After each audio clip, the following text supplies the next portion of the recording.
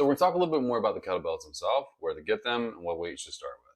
But first, we'll talk about why they're superior to dumbbells. And this is because we can continuously use a kettlebell through different flows that I'm going to teach you, where we're going to have a much better success of achieving fat loss, adding lean muscle mass at the same time while training your cardiovascular fitness. Typically with a dumbbell, you can be focusing more on strength training. And while there's nothing wrong with this, if we are limited on time, a kettlebell is going to bypass a lot of that time of having to rest and just streamline things. And as I mentioned previously, we get more functional movement strategies. We have better mobility, and it's just so much better, in my opinion.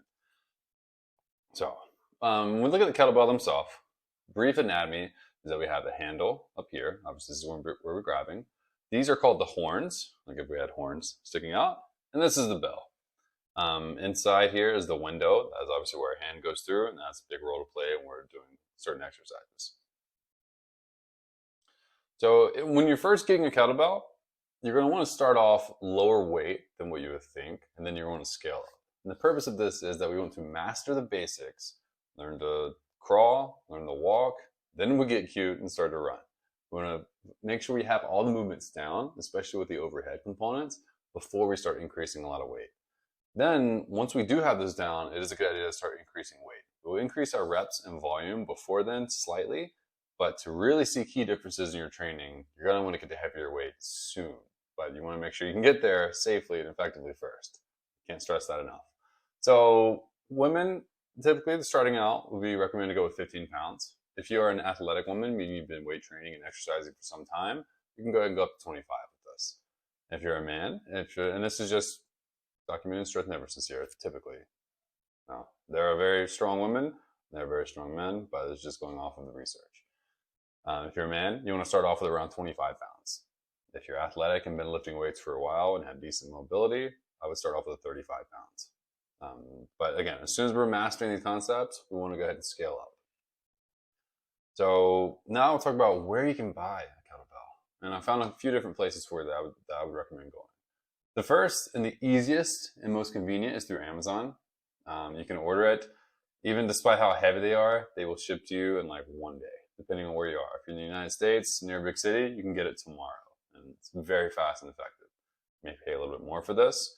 For a 53 pound, expect to pay around $70, $80. For a 35 pound, you get around 40, and so on. And you can shop around on here and find which brands you like. I like this brand the most. That's what I have the most experience with. You can get vinyl coated and you can get all steel, but I just love that matte feel of this brand here. There are hundreds of kettlebell brands that I haven't used yet, but you could also experiment with as well.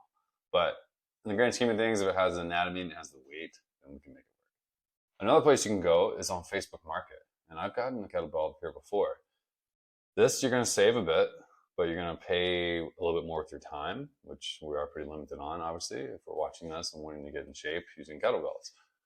Also with this, you have to deal with the people at Facebook Market, which sometimes there's nothing wrong with that at all. Sometimes, oh my God. Like you send out 20 messages, you may get a couple back, maybe they're already gone, already sold. So there's a little bit of a headache with this, but obviously you can save a little bit of cash up front if you need. So typically, I totally understand that, nothing wrong with that. But if you go on your Facebook Market and search kettlebells, you'll find tons of stuff. A lot of times gyms that are going out of service or out of commission, they'll get rid of a lot of fitness equipment for very cheap. So that is an alternative as well. And then you can go straight to a retail store. You can order through online, or you can just walk in the store. Like Dick's Sporting Goods, they will have a huge selection of kettlebells. And you can just go home on your way home from work, hop in there, pick it up, put it in your car, and you're good to go. So those are the options that I would recommend for how to go get a kettlebell, and which ones to start with, and why we're wanting to use those. So that was helpful.